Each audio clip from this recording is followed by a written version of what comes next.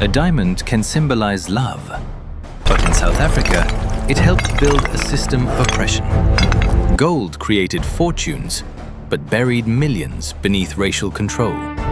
Then a brutal war reshaped who would rule the country's greatest wealth. The mines didn't just extract diamonds, they perfected the control of people. Movement was restricted, families were torn apart, land was taken, labor was controlled. Freedom became a privilege. Long before 1948, the machinery of apartheid was already in motion. Did diamonds and gold create apartheid? Or did they simply make racism profitable?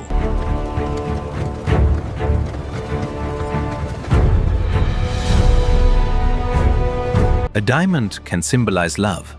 Gold can symbolize success. But in South Africa, these treasures helped build a system that tore families apart, controlled where people could live and work, and placed political power in the hands of a white minority. Apartheid did not begin when Nelson Mandela entered prison. It did not begin with a sign on a bench.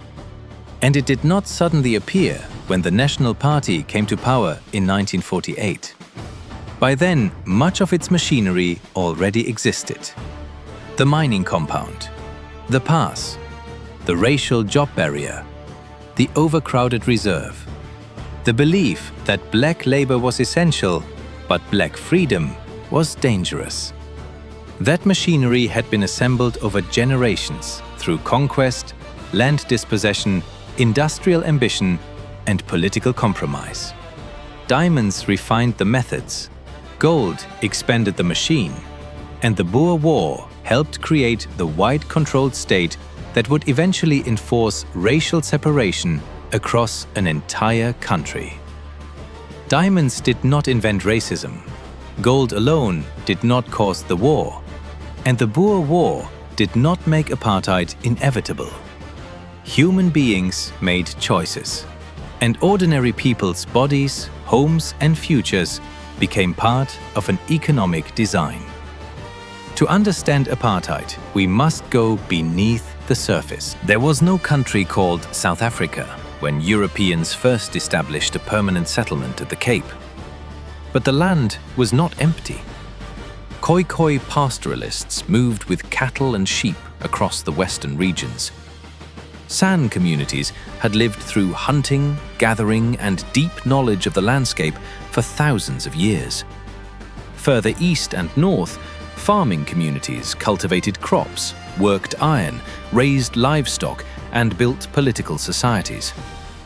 Long before Johannesburg or Kimberley, Mapungubwe had grown wealthy through trade in gold and ivory.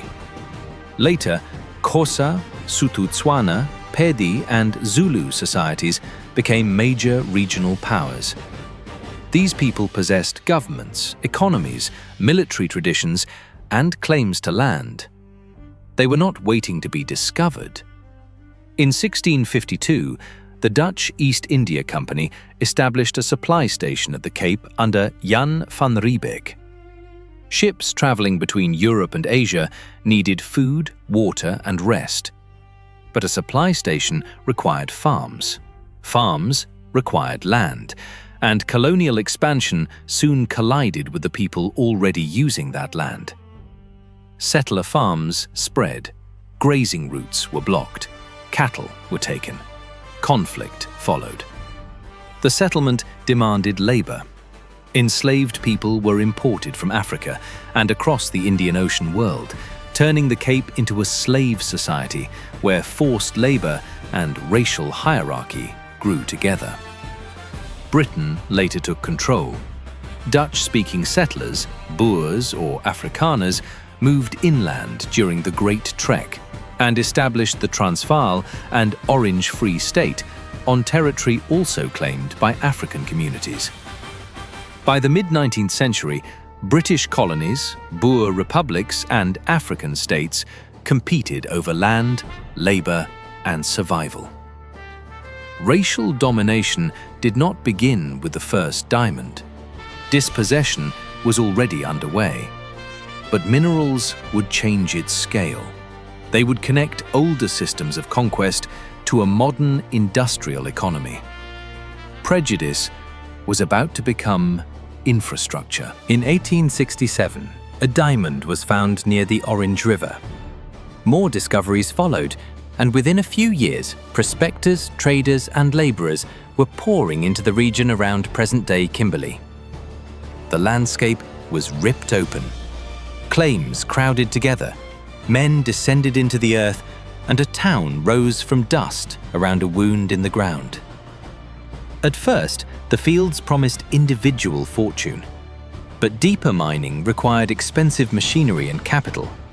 Small operators were swallowed by larger companies. Cecil Rhodes understood where the industry was heading. He and his rivals bought claims, absorbed competitors, and concentrated control. In 1888, Rhodes and Barney Barnato combined their interests in De Beers Consolidated Mines. The diamond rush was becoming a corporate empire. And that empire needed labor. Imagine an African worker leaving his home for Kimberley. Perhaps taxes must be paid, land has been lost, or farming can no longer support his family. At the mine, his strength is valuable. His independence is not. Diamonds are small enough to hide. Mine owners argued that theft had to be prevented. Black workers were searched, monitored, and confined inside closed compounds. But the compound did more than protect diamonds. It controlled movement. It limited contact with the town. It made workers easier to supervise. It separated the laborer from the life he might otherwise build around his labor. Inside the compound, much of his existence belonged to the company. This was the contradiction at the heart of the emerging system. Black workers had to be close enough to create wealth, but not free enough to claim an equal share of the society growing around it. Their labor was wanted, their permanent presence was not. Kimberley became more than a mining center. It became a laboratory for controlling African labor. Cecil Rhodes understood that economic power rarely remains only economic. Mining profits could purchase influence. Influence could shape law. And law could determine who possessed land, who paid taxes, and who had to work for whom. Rhodes became Prime Minister of the Cape Colony in 1890, while remaining tied to the mining empire that made him wealthy. His imperial ambitions required taxes, territory, and obedient labor. In 1894, his government introduced the Glen Grey Act. It reorganized African landholding in affected districts and imposed a labor tax intended partly to push more African men toward wage employment. The logic was brutally practical. An African farmer able to support his family independently was difficult for the colonial economy to command. A man forced to earn cash for taxes was a potential mine worker. This was not yet apartheid, but the pattern was becoming clear.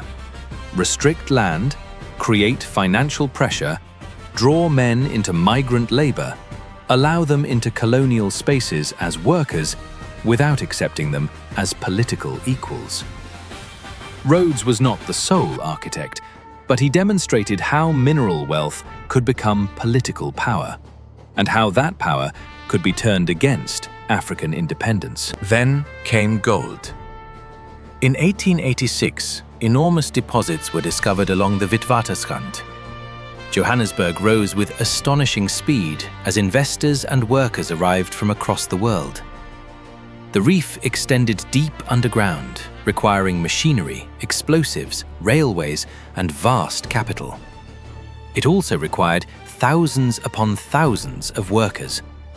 Mining companies wanted enormous numbers of workers without paying enough for their families to settle permanently in the city. The solution was migrant labor. Men were recruited from rural communities across southern Africa. They signed temporary contracts, lived in compounds, and returned home when their contracts ended. The system divided a family across two worlds. The man worked underground.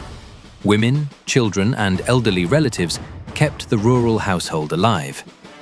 That household performed a hidden economic service.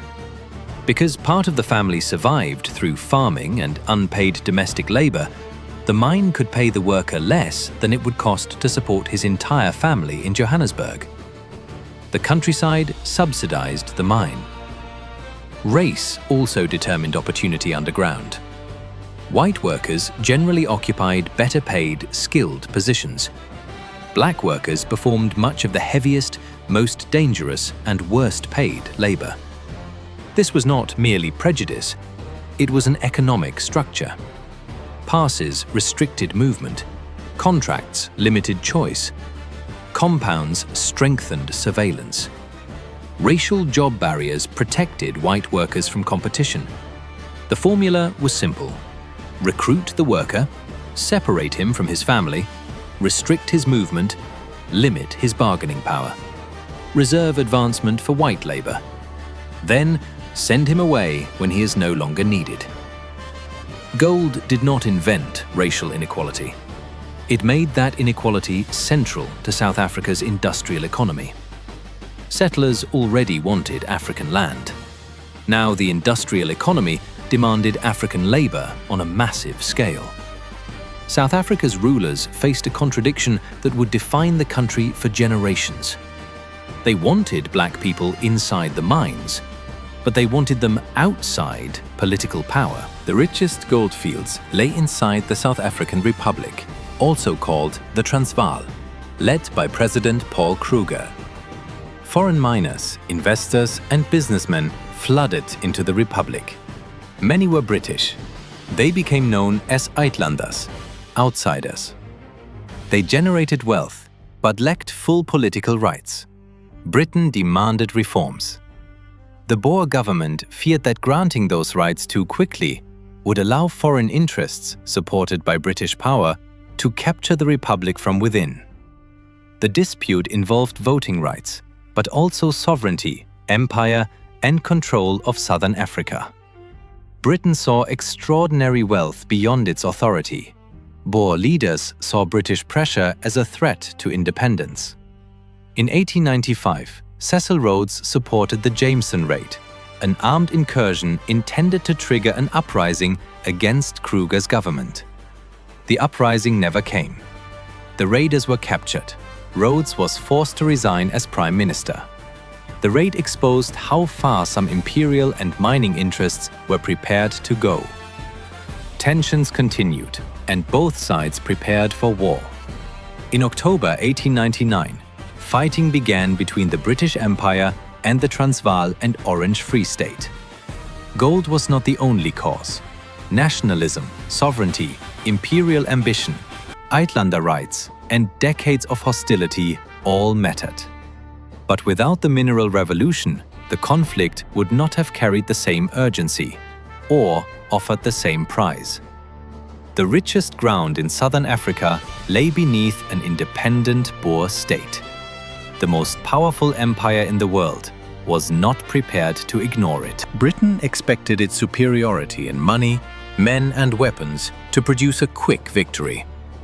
Instead, Boer commandos delivered humiliating defeats during the early months of the war. They were mobile, knew the terrain, and could strike before disappearing. Britain sent hundreds of thousands of imperial troops. Johannesburg and Pretoria fell, but Boer fighters shifted to guerrilla attacks on railways and supply lines. The British then adopted scorched earth. Farms were burned, crops were destroyed, livestock was slaughtered. Civilians were removed from the countryside so that Boer commandos could no longer depend on them for food or shelter. For a moment, imagine the war not from a cabinet room, but from a family's doorway. Soldiers arrive. The animals are driven away or killed. The house is set on fire. A mother gathers what she can carry. A child watches home disappear without understanding why. Boer women and children were forced into concentration camps. Overcrowding Poor sanitation, inadequate food, and disease killed approximately 28,000 Boer civilians, most of them women and children. Black Africans were confined in separate camps, where many thousands also died. Their records were incomplete, and their suffering was later pushed to the edge of the national memory. This was never simply a white man's war. Black South Africans served as scouts, laborers, guards, and fighters. African farms were destroyed and families displaced. Some hoped British victory might expand their rights. Others simply tried to survive between two armies. The suffering of Boer civilians became central to Afrikaner nationalism. The suffering of black Africans was too often treated as a footnote. Britain finally defeated the Boer republics in 1902, but the peace that followed contained another defeat, one experienced by the African majority. On 31st May 1902, the Treaty of Vereniging ended the war. The Boer republics accepted British rule. Britain promised reconstruction and eventual self-government. The former enemies began to reconcile. But the political rights of black South Africans were postponed. Some African communities believed British victory might weaken Boer racial restrictions. Instead, imperial leaders prioritized peace with white Afrikaners. The mines needed stability. White farmers wanted authority restored. British officials wanted a loyal dominion. Afrikaner leaders wanted political control. They disagreed on much, but agreed that the African majority should not control the state. In 1910, the Cape Colony, Natal, Transvaal, and Orange River Colony were joined to create the Union of South Africa. The former enemies had found common ground: white unity, black exclusion. The Union was presented as a new nation, but it was primarily a settlement between British and Afrikaner political elites. Black South Africans, colored communities, and Indian South Africans were largely excluded from national power. The former enemies would share the state. The African majority would provide much of its labor. In 1911, the Mines and Works Act helped reinforce the racial job barrier by protecting many skilled positions for white workers. The practices developed around the mines were becoming the architecture of a country. The compound had taught employers how to confine workers. The Union would extend that logic beyond the mine gate. African leaders understood that the new state was closing around them. In 1912, they formed the South African Native National Congress, later renamed the African National Congress. Then, in 1913, came one of the most devastating laws in South African history. The Natives Land Act restricted African land ownership and tenancy to designated areas covering roughly 7% of the country, even though black Africans formed the overwhelming majority of the population. The law changed the balance between survival and dependence. Independent African farmers were weakened. Tenant families faced eviction. The reserves became overcrowded and increasingly unable to support the people forced into them. When land could no longer sustain a household, wage labor became harder to refuse. A man might leave for a mine or white-owned farm because the alternatives had been deliberately narrowed. Land dispossession produced labor dependence. Labor dependence produced cheap workers. Cheap workers produced profit. In 1923, the Natives Urban Areas Act strengthened the principle that African people were temporary residents in towns. Their presence could be justified by labor. Their belonging could not. Past laws regulated movement. Housing was segregated. Political rights were steadily restricted. The state was arranging geography around economic power. Black workers had to remain close enough to work. Black families and political claims had to remain distant enough not to challenge white control. The mine compound was becoming a national model. By the 1940s, the contradiction had become impossible to hide. Black South Africans were described as temporary outsiders in the cities, yet their labor was building those cities. They worked in mines, factories, railways, transport systems, farms, and white homes. Trade unions expanded. Political organization grew. Urban communities resisted controls over their movement and lives. At the same time, many white workers feared economic competition. Afrikaner nationalism promised cultural restoration, employment protection, and permanent white rule. In 1948, the National Party came to power and formally adopted apartheid, an Afrikaans word meaning apartness. But it did not begin with an empty page. The new government inherited segregated land, migrant labor, pass systems, racial job protection, and a state already dominated by a white minority. Apartheid took these foundations and made them more systematic, more bureaucratic, and more ruthless. People were classified by race. Group areas laws determined where they could live and own property. Pass laws controlled black movement. Bantu education prepared African children for restricted economic roles. Forced removals destroyed communities, while the homeland system denied Black South Africans meaningful citizenship in the country their labor sustained. The old contradiction remained. The economy needed black workers. The political system feared black citizens. A miner could spend his life producing gold beneath Johannesburg, while the government insisted that his political home lay in a distant rural territory. His labor belonged to industrial South Africa. His rights did not. The official policy appeared new. The machinery behind it was not. There was never a moment when South Africans simply accepted this system.